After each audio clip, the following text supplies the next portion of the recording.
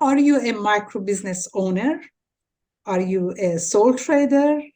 Are you planning to start your own business and you're so excited? You're just dreaming about a successful business, and you've been already successful in whatever job you're doing. And now you think, that's it. I'm going to finally start on my own and become very successful, and I've got it all together. Well, you are not alone. There are many people who have that initiative in them, that they just want to go out there and start their dream business, or finally making money out of their passion.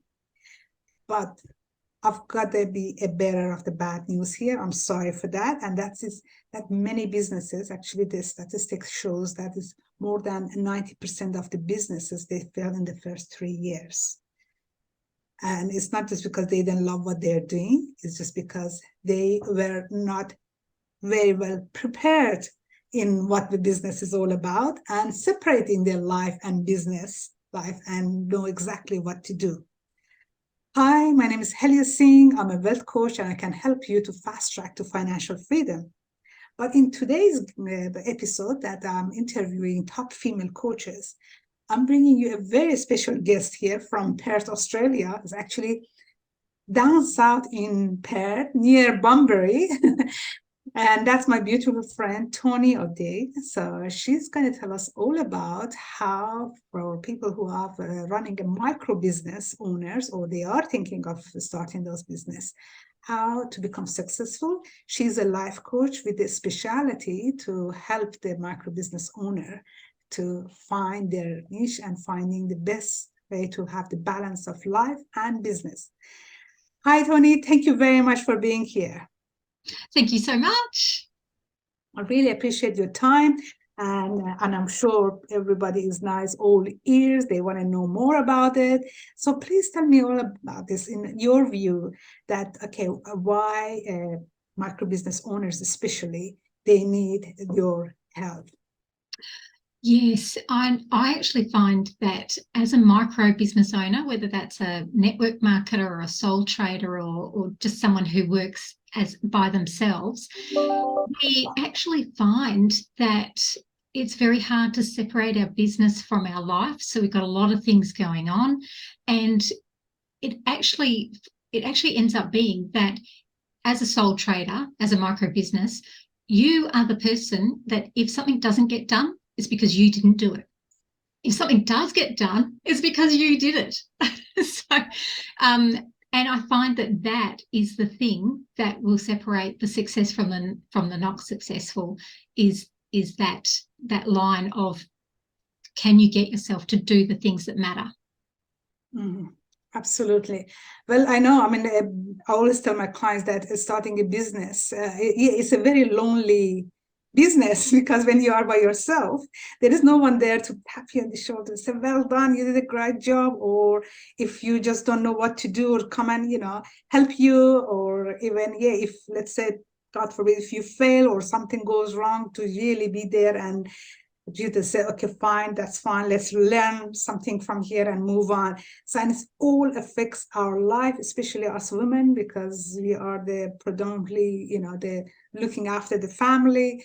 And it just affects everything, and what the society and even ourselves, we have the expectations that, oh, I'm supposed to do this, or I'm supposed to know better.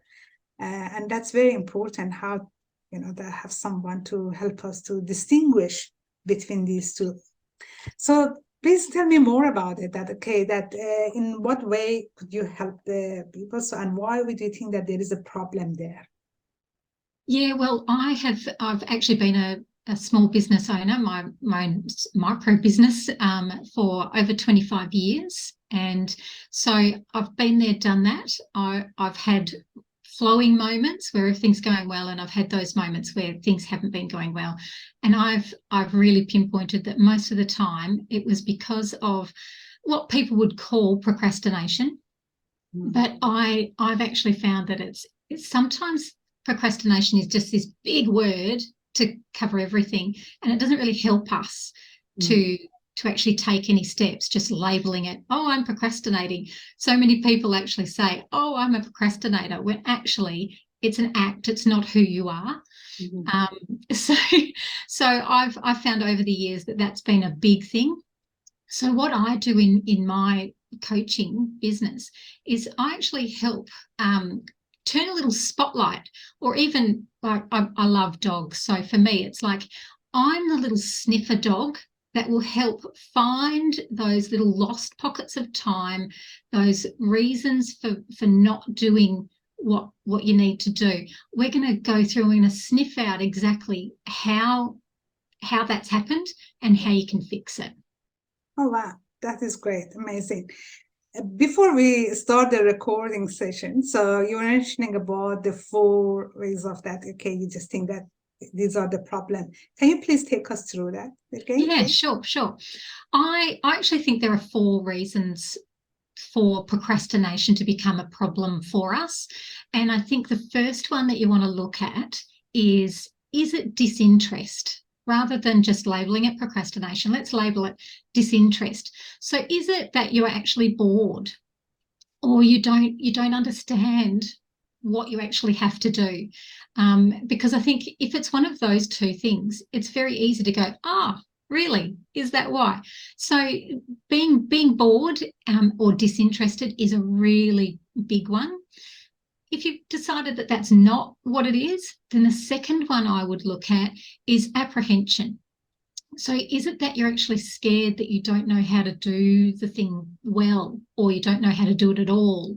Or those sorts of things where it's actually you're feeling really uncomfortable or fearful about actually how you're going to get the thing done.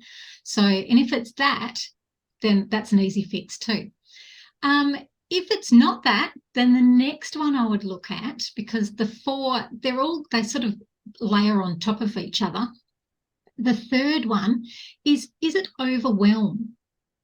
So could it be that you actually have too many things that you've got going on and you don't know which one to start first, so you don't start any in case you do the wrong one?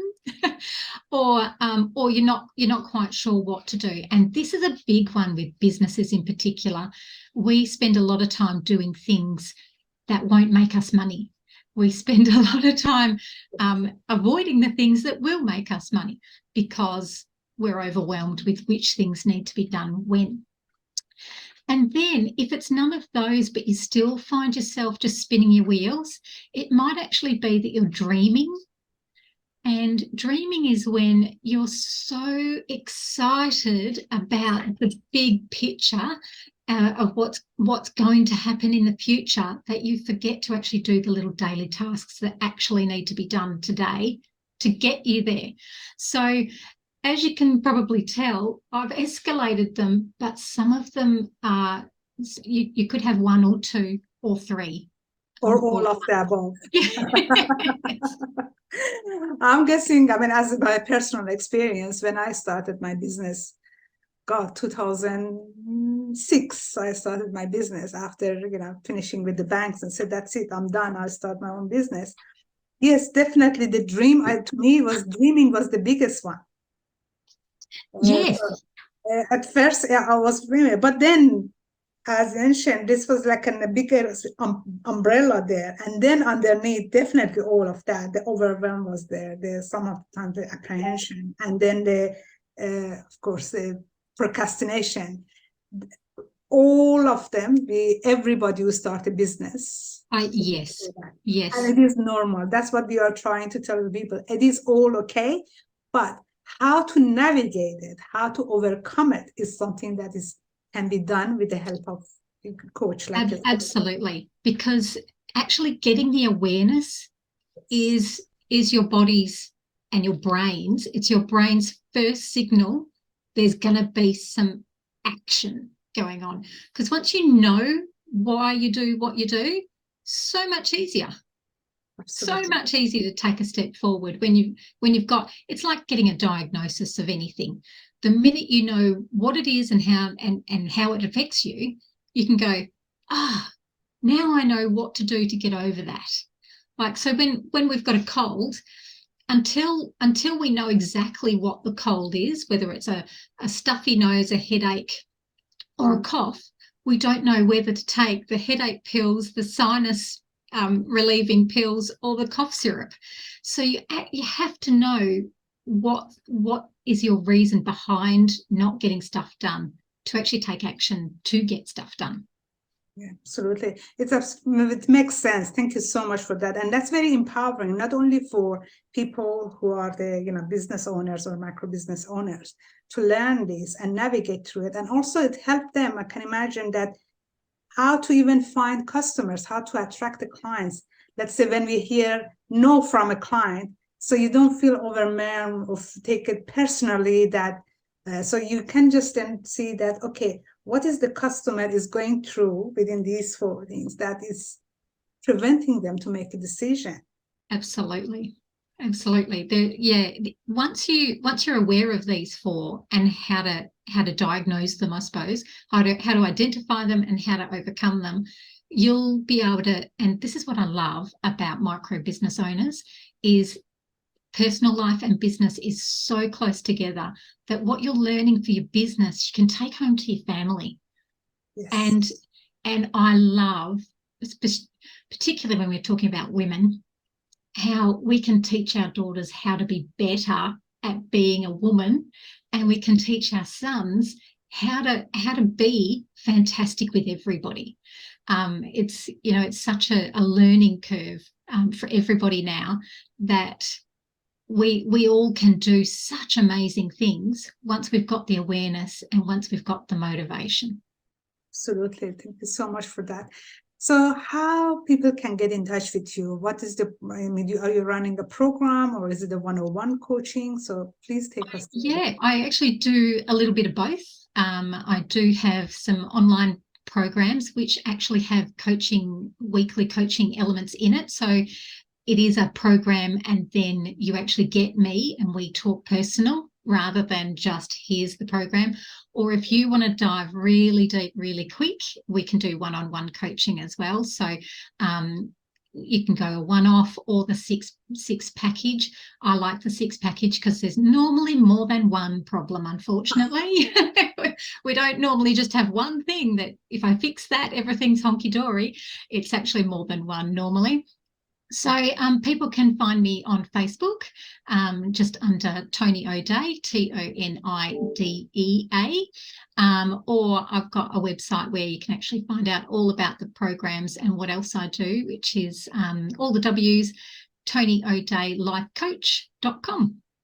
Wonderful. Thank you so much for that. Really appreciate it. I'm sure many people will be interested to know more.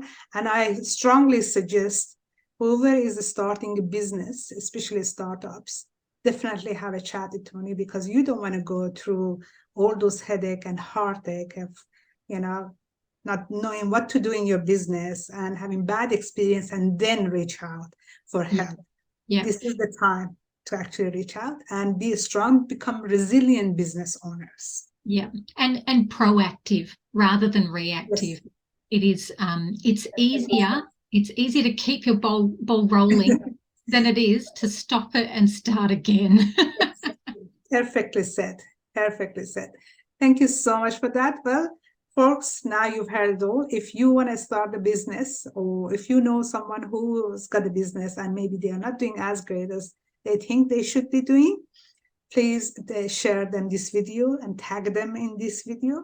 So, and this way you can help others to actually have a thriving business and enjoy their life the way that they wanted to do. So that would be a shame if we have to, and I believe that's one of the biggest failure, if we have to close down a business that somebody started with such a hope and dreams and admiration, and then just because of the lack of other supports, which could have been easily get fixed, has to move away from their business. So now let's help each other, let's empower each other by helping others to find out the right person, right coach like Toni, to help them to make their business and their life just better. So until next episode, folks, have a happy, healthy, wealthy life, and please don't forget to like, comments, and let us know about your feedback. Thanks again, Toni. Bye for now.